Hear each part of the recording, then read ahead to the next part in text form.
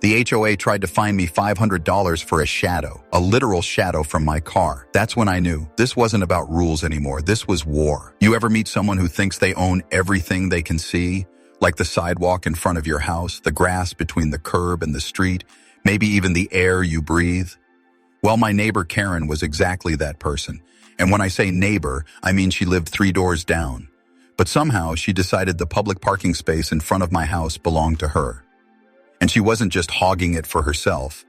Oh no, she guarded it like a rabid raccoon with a stack of orange cones, fake no parking signs, and enough passive-aggressive notes to wallpaper a bedroom.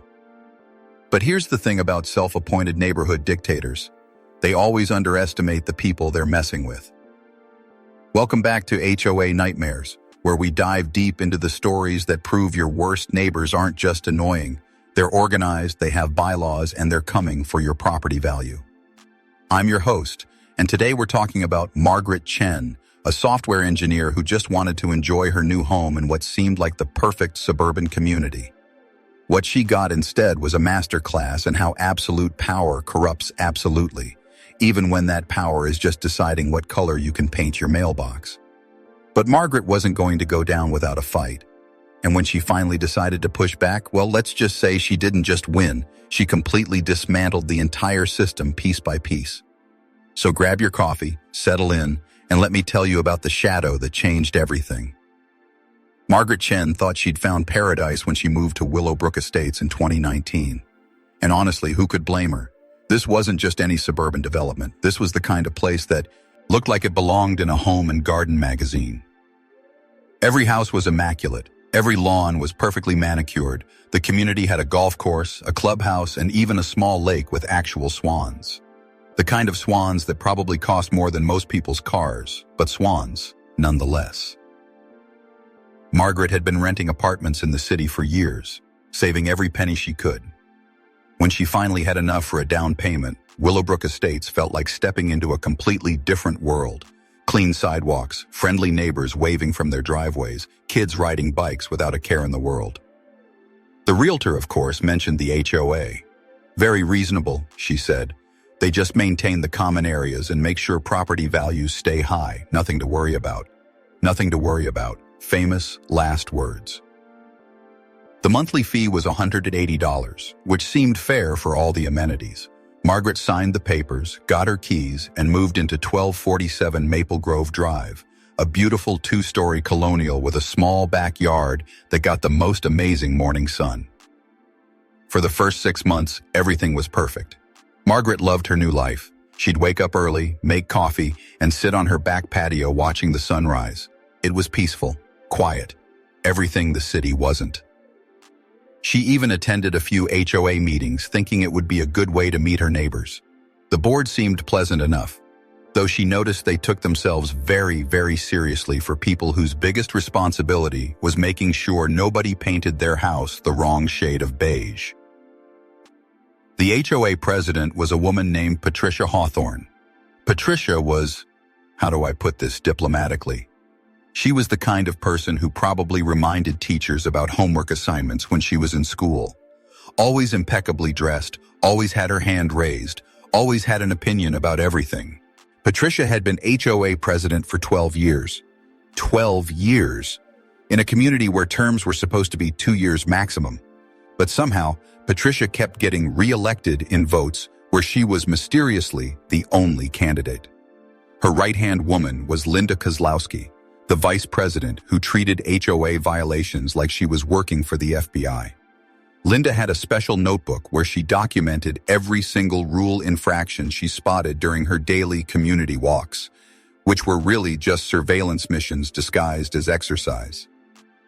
And then there was Robert Chang, the treasurer, who seemed nice enough but clearly lived in mortal fear of Patricia. Every time he spoke in meetings, he'd glance at her first, like he needed permission to have opinions.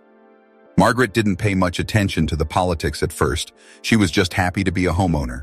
She planted some flowers, bought patio furniture, started hosting small barbecues for her new neighbors. But then came the letters.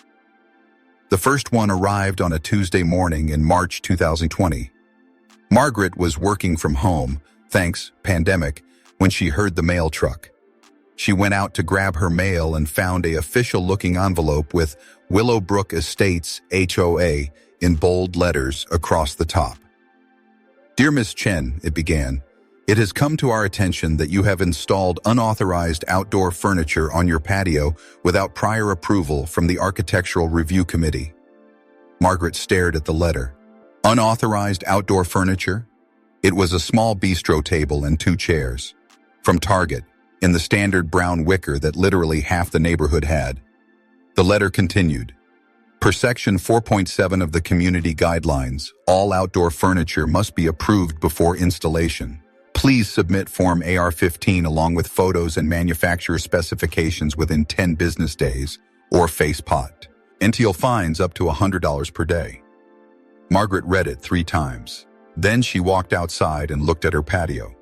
The table and chairs looked completely normal, exactly like what everyone else had. She called the HOA office. Linda answered. "Hi, this is Margaret Chen on Maple Grove. I received a letter about my patio furniture needing approval." "Yes, Ms. Chen. All exterior modifications require pre-approval. But it's just regular patio furniture, the same kind I see everywhere in the neighborhood." "That may be true, but rules are rules. Would you like me to email you Form AR-15? Margaret felt that first little spark of irritation, but she was still trying to be a good neighbor. "Sure, I'll fill out the form."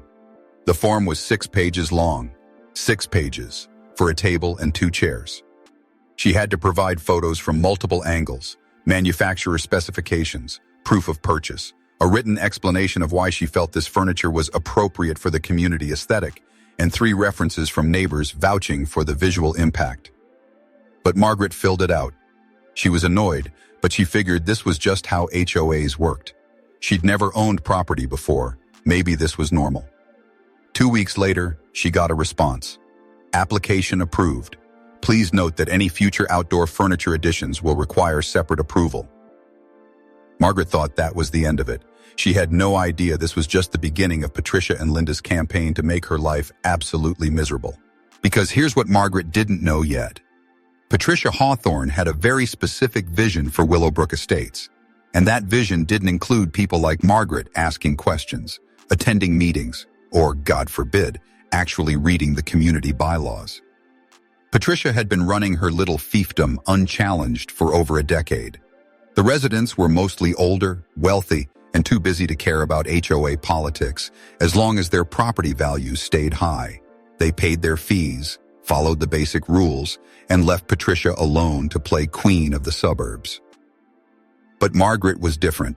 She was younger, she was home more often due to remote work, and she had the audacity to actually care about what her HOA fees were paying for. And that made her dangerous. The furniture incident should have been a warning sign, but Margaret, being a rational human being, assumed it was just bureaucratic nonsense that every HOA dealt with. She had no idea she'd just painted a target on her back. The second letter came in May. This time it was about her garden. Margaret had planted a small vegetable garden in her backyard, tomatoes, peppers, herbs. Nothing fancy, just a few raised beds tucked against the back fence where nobody could even see them unless they were standing in her yard. "Dear Ms. Chen," the letter began, "unauthorized agricultural activities have been observed on your property." Agricultural activities. They called her tomato plants agricultural activities like she was running a commercial farm behind her house. Section 6.3 of Community Guidelines prohibits any landscaping that deviates from approved aesthetic standards. Vegetable gardens are considered non-ornamental and must be removed within 14 days. Margaret was dumbfounded. She walked around the neighborhood that evening, really looking at people's yards for the first time. Half her neighbors had lower gardens. Mrs. Peterson, 2 doors down, had a rose garden that was practically a botanical exhibit. The family across the street had fruit trees in their backyard. But apparently, tomatoes were where Patricia drew the line. This time, Margaret decided to fight back. She went to the next HOA meeting armed with photos of every single garden in the neighborhood and a copy of the community guidelines that she'd actually read cover to cover. "I'd like to address the violation notice I received about my garden," Margaret said during the open comment period. Patricia's smile was ice cold. "Of course, Ms. Chen. However, Violation disputes should be submitted in writing through proper channels. I understand that, but I think there might be some confusion about the rules. Section 6.3 actually says landscaping must maintain community aesthetic standards. It doesn't specifically prohibit vegetable gardens. You could have heard a pin drop. Patricia's eyes narrowed slightly. Ms. Chen, the board interprets community guidelines based on maintaining property values and neighborhood cohesion. Vegetable gardens are not consistent with our community's upscale aesthetic. But what about Mrs. Peterson's rose garden, or the fruit trees on Elm Street? How are tomatoes different from decorative plants? Patricia's mask slipped just a little bit. Mrs. Chen, if you have concerns about our policies, you're welcome to submit them in writing. This meeting isn't the appropriate venue for debate. Margaret felt every eye in the room on her. Most of the neighbors looked uncomfortable, like they wanted to support her but were afraid to speak up. That's when Margaret realized what she was really dealing with. This wasn't about rules or property values or community standards. This was about control. After the meeting, Mrs. Peterson quietly approached Margaret in the parking lot. "Honey, I've lived here for 15 years, she whispered. Patricia doesn't like it when people question her decisions. Just be careful." Be careful? Of what? The HOA president? But Margaret was about to find out exactly what Mrs. Peterson meant. The third letter arrived just 1 week later. This time it was about her mailbox. Margaret's mailbox was black. Standard black metal mailbox, exactly like dozens of others in the neighborhood. But according to Linda's letter, the approved color was charcoal heritage, and Margaret's mailbox was standard black, which was apparently a completely different color that threatened the very fabric of their community. Fine, $75. Deadline, 10 days. Margaret took photos of every single mailbox on her street. They were all black, maybe slightly different shades, but all black. She couldn't tell the difference between charcoal heritage and standard black if her life depended on it. But when she called the HOA office, Linda was unmoved. Ms. Chen, all mailboxes must be painted in approved colors using approved paint brands. The list is available on our website. Margaret checked the website. The approved paint list had 12 different shades of black, all with ridiculous names like Midnight Elegance and Sophisticated Charcoal and Evening Shadow Premium. She bought the $45 can of charcoal heritage paint and repainted her perfectly fine mailbox. The new paint looked identical to the old paint. Identical. But Margaret was starting to understand the game. This wasn't about mailbox colors or vegetable gardens or patio furniture. This was about making her life so miserable that she'd either hut up and comply with everything, or sell her house and leave. The harassment campaign escalated quickly after that. Letter about her window blinds being the wrong shade of white. Letter about her car being parked incorrectly in her own driveway. Apparently it was 3 inches too far to the left. Letter about her porch light being too bright. Then a letter about it being too dim after she installed a lower wattage bulb. Letter about excessive noise after she had friends over for a Saturday afternoon barbecue that ended at 7 p.m. Letter about her garbage cans being visible from the street for 12 minutes after garbage collection. She'd been in a work meeting and couldn't run outside immediately. Each letter came with fines. $50 here, $75 there, $100 for repeat violations. The fines were always just small enough that fighting them would cost more in time and stress than just paying. It was death by 1,000 paper cuts. And Margaret realized that Patricia and Linda were experts at this particular form of torture. But the shadow incident? That was when Patricia finally overplayed her hand. It started with Margaret's new home office setup. Working from home during the pandemic, she'd converted her spare bedroom into a proper office. She installed better lighting, got a standing desk, and put up some sound dampening panels to improve her video call quality. The room faced east, toward her neighbor's yard. In the morning, the sun would cast the shadow of Margaret's house across part of her neighbor's lawn, the same shadow that had been there since the house was built in 1998. But apparently, Linda had noticed that the shadow looked slightly different after Margaret installed her new window blinds. Not bigger, not smaller, just different. Maybe the blinds created a slightly more defined shadow edge. And that was enough.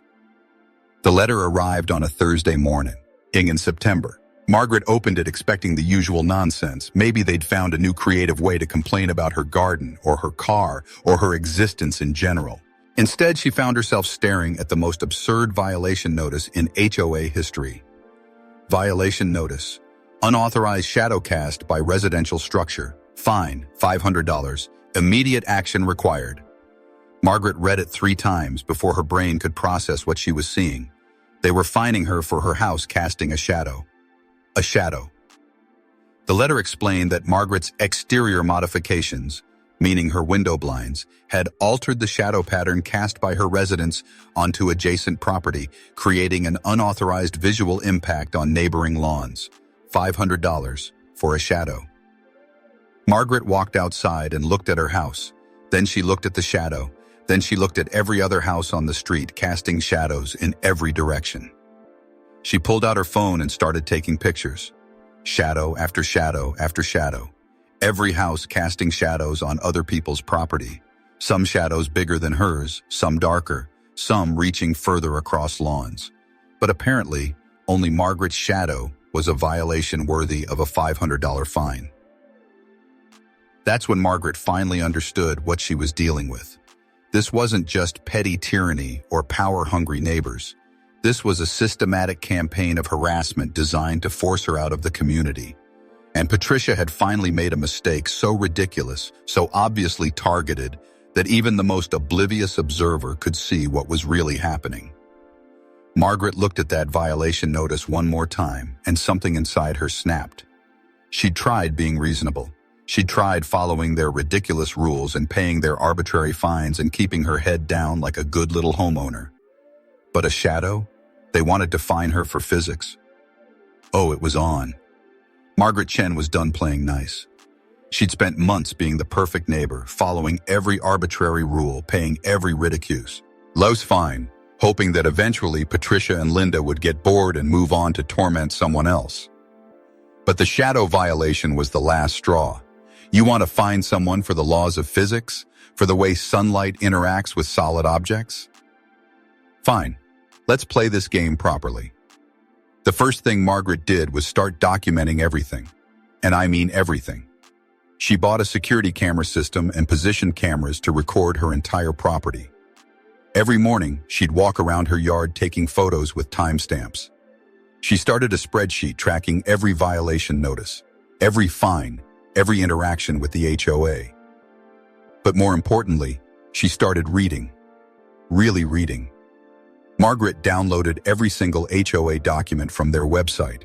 The original community charter, the bylaws, the architectural guidelines, the meeting minutes going back 5 years. She read all of it. And what she found was interesting. See, Patricia had been running Willowbrook Estates like her personal kingdom for so long that she'd gotten sloppy, really sloppy. First problem, the shadow violation. Margaret pulled out her property survey and did some research on HOA authority. Turns out shadows cast by houses onto other properties are considered a natural consequence of construction and don't fall under HOA jurisdiction. It's basic property law. Second problem, half the fines Margaret had received were for violations that weren't actually in the community guidelines. Patricia and Linda had been making up rules as they went along, assuming nobody would bother to fact-check them. Third problem, the architectural review process Margaret had gone through for her patio furniture? Completely invalid. The committee was supposed to have 3 members, but it was just Linda rubber-stamping Patricia's decisions. Fourth problem, those elections that kept Patricia in power? Margaret found the voting records. In a community of 340 houses, the highest vote total Patricia had ever received was 47 votes. Most residents had no idea elections were even happening. But the biggest problem of all was what Margaret found in the financial records. See, HOA financial documents are supposed to be available to all residents. It's the law. But when Margaret requested them, Linda told her they were under review by our accounting firm and would be available soon. That was in October. By December, Margaret was still getting the same runaround. So Margaret did what any reasonable person would do when dealing with public records requests. She hired a lawyer. Not just any lawyer. Margaret found herself an attorney who specialized in HOA disputes, a woman named Sarah Kim, who had a reputation for absolutely destroying corrupt HOA boards. "Let me get this straight," Sarah said during their first meeting. "They fined you for a shadow?" $500 for a shadow. Sarah laughed. Actually laughed. "Oh, this is going to be fun." Within 2 weeks, Sarah had filed a formal records request that the HOA legally couldn't ignore. She also sent a letter demanding that all fines against Margaret be suspended pending a review of their validity. Patricia's response was predictable. Instead of backing down, she doubled down. Margaret received 3 more violation notices in the span of a week. Her garden hose was coiled in a non-aesthetic manner. Her doormat was positioned incorrectly. It was centered under the door. Her house numbers were insufficiently visible, despite being identical to every other house on the street. Each violation came with a $100 fine and a demand for immediate compliance. Patricia had no idea she was walking into a trap. Because while Patricia was busy creating more bogus violations, Sarah was digging into those financial records that had finally arrived. And what she found was absolutely explosive. Remember how Margaret was paying $180 a month in HOA fees, and there were 340 houses in the community? That's over $61,000 per month, or more than $730,000 per year. But here's the thing about HOA finances. They're supposed to be transparent. Residents should know exactly where their money is going. So where was $730,000 a year going in a community where the biggest expenses should have been lawn care and pool maintenance? Sarah found out. Over the past 5 years, Patricia's HOA had paid $78,000 to Hawthorne Consulting Services for community management services. Hawthorne Consulting Services was Patricia's own company. They'd paid $34,000 to Elite Landscaping Solutions, owned by Linda's husband, for specialized grounds maintenance. Elite Landscaping Solutions was basically Linda's husband mowing lawns with a crew of 2 guys. They'd paid $127,000 to something called Prestige Property Services for architectural compliance monitoring. Prestige Property Services was a company that Linda had set up to handle violation notices and fines. In other words, Patricia and Linda had been paying themselves hundreds of thousands of dollars in community fees to harass their own neighbors. But it got worse. The community was supposed to have a reserve fund for major repairs and improvements. In case the pool needed renovation or the clubhouse roof started leaking. Basic financial responsibility. The reserve fund had $3,400 in it. $3,400 for a community of 340 houses. Where had the money gone? Into the pockets of Patricia and her cronies through their various shell companies and consulting fees. Margaret's shadow violation wasn't just harassment. It was part of a criminal conspiracy to defraud the entire community. Sarah filed a formal complaint with the state attorney general's office. She also sent copies of all the financial documents to every single homeowner in Willowbrook Estates, along with a letter explaining exactly what their HOA fees had been and paying for. The reaction was swift. Margaret had always wondered why her neighbors seemed so afraid to speak up at HOA meetings. Turns out they weren't afraid. They just had no idea what was happening behind closed doors. Once they found out that their HOA president had been literally stealing their money to fund her harassment campaigns, they were furious. The next HOA meeting had the highest attendance in the community's history. Margaret walked into that meeting with Sarah by her side and a folder full of evidence that was about to blow up Patricia's little empire. But Patricia still thought she was in control. She called the meeting to order like nothing had happened, ready to continue her reign of suburban terror. She had no idea that half the audience was there to watch her world come crashing down. The January HOA meeting was supposed to be routine, monthly financial report, a few minor maintenance issues, maybe some discussion about pool hours for the upcoming summer. Instead, it turned into the most spectacular public meltdown in suburban history. Margaret arrived early with Sarah, her lawyer, and 3 boxes of documents. Word had spread through the neighborhood like wildfire after Sarah's letter detailing Patricia's financial schemes.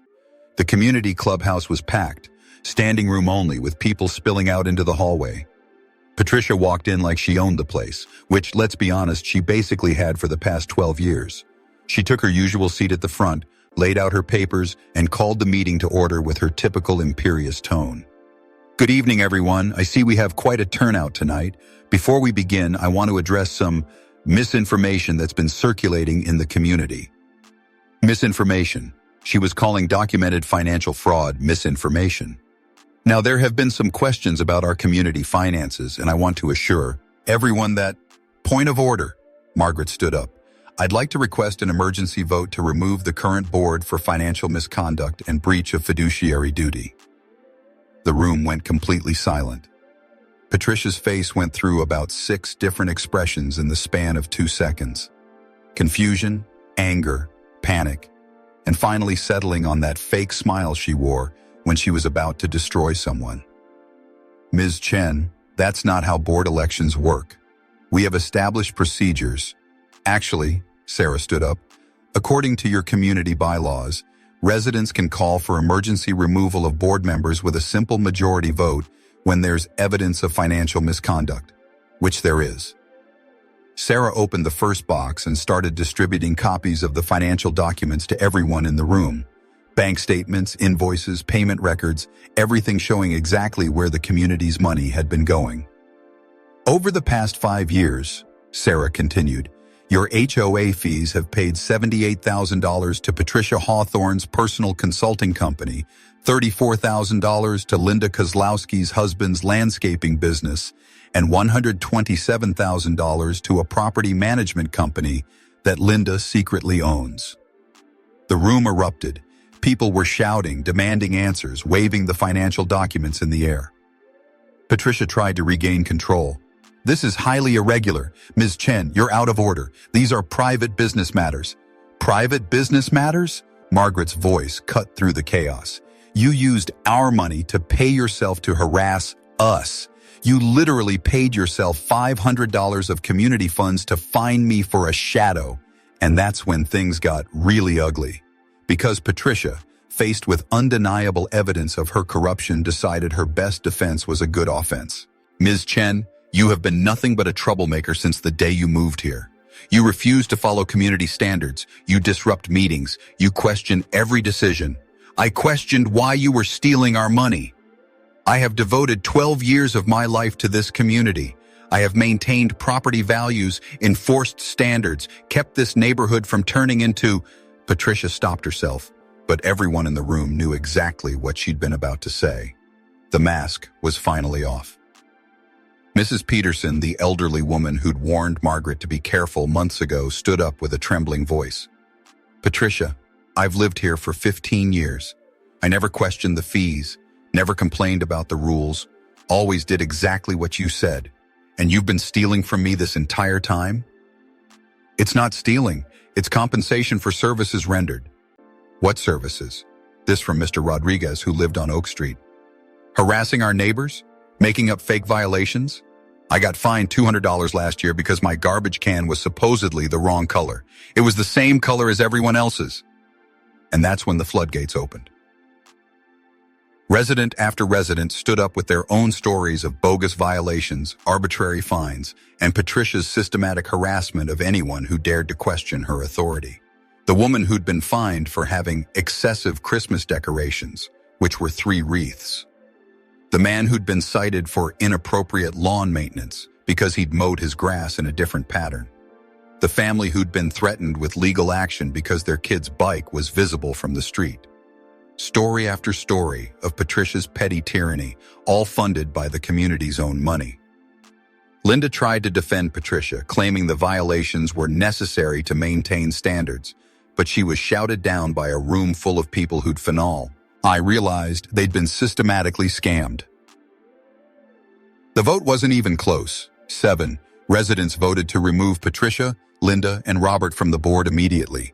3 voted against: Patricia, Linda, and Linda's husband. But Patricia wasn't done.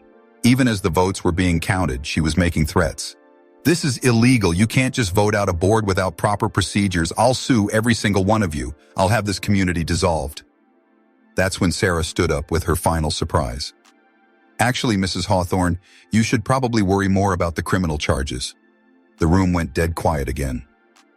I've filed complaints with the State Attorney General's office and the District Attorney.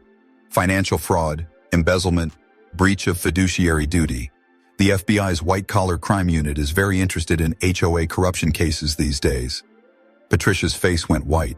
Linda looked like she was going to be sick. You can't prove any of that. Those payments were legitimate business expenses. Sarah smiled. Mrs. Hawthorne, your consulting company has no business license, no registered address, and no services rendered except sending violation notices. Your husband's landscaping company charged $15,000 last year for tree maintenance in a community with 12 trees. And Mrs. Kozlowski's property management company somehow managed to lose $50,000 of community funds that were supposed to go into the reserve account. Where's the money, Patricia? This from someone in the back of the room. Where's our reserve fund?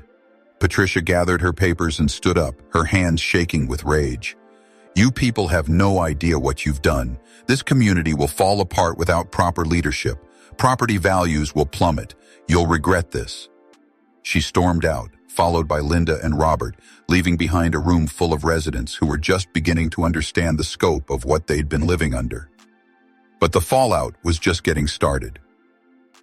Within a week, the story had spread beyond Willowbrook Estates. Local news picked it up first. HOA president accused of embezzling hundreds of thousands was the kind of headline that got people's attention. Then the State Attorney General's office announced they were launching a formal investigation into HOA corruption using Willowbrook Estates as a test case.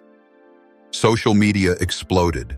Margaret's story about being fined for a shadow became a viral meme about HOA overreach. Hashtag Shadowgate was trending on Twitter for 3 days. Real estate websites started listing Willowbrook Estates as a community in transition as property values actually went up once word got out that the corrupt HOA board had been removed. And the best part? Other HOA victims started reaching out to Sarah with their own horror stories. Turns out Patricia and Linda weren't unique. They were part of a much larger pattern of HOA corruption that was happening in communities across the country. But none of that compared to what happened when the FBI actually showed up at Patricia's house. 6 months after the shadow violation that started it all, Margaret Chen was sitting on her back patio, the same patio where she'd planted her unauthorized vegetable garden, watching the morning sun cast her house's shadow across her neighbor's yard. She was reading the newspaper and FOS. For the third time that week, there was an article about Patricia Hawthorne. The FBI investigation had uncovered even more than Sarah's initial research. Patricia hadn't just been embezzling money from Willowbrook Estates. She'd been running similar schemes in 3 other communities where she'd served as a consultant. Total amount stolen? Over $1.2 million. Patricia was facing federal charges for wire fraud, money laundering, and racketeering. Linda was facing similar charges, plus tax evasion for not reporting the income from her fake property management company. Robert, the treasurer who'd been too scared to speak up, had flipped and become a witness for the prosecution in exchange for immunity. But the criminal charges were just the beginning. The Willowbrook Estates residents had filed a class action lawsuit to recover the stolen funds. Their lawyers had frozen Patricia's assets, including her house, her cars, and her mysterious offshore accounts in the Cayman Islands. Yeah, Patricia had been sophisticated enough to set up offshore accounts for her HOA embezzlement scheme. Who does that? The community had also filed complaints with the IRS, the State Real Estate Commission, and every professional organization that Patricia had ever belonged to. Her life as she knew it was completely over. Meanwhile, Willowbrook Estates was thriving under new management. The residents had elected a new board, 3 normal people who actually wanted to improve the community instead of using it as their personal piggy bank. Margaret had been offered a position, but declined. She'd had enough of HOA politics for one lifetime. The new board's first act was to cut monthly fees from $180 to $95 per month. Turns out you can maintain a community pretty affordably when you're not paying 6-figure consulting fees to criminals. She used it to expand her vegetable garden. The story had a happy ending for almost everyone involved, almost. Patricia's trial made national news when it finally went to court. The prosecution played audio recordings of HOA meetings where Patricia openly discussed targeting residents she didn't like with fake violations.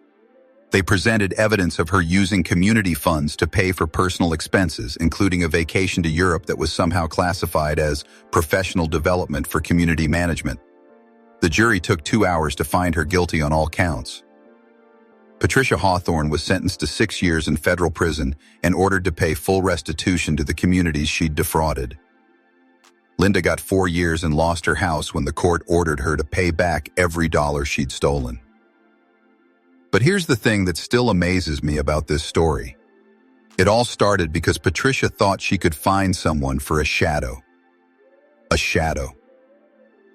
If Patricia had just left Margaret alone, if she'd been content with her regular low-level corruption and hadn't gotten greedy with the harassment campaign, she might have kept stealing from her neighbors for years.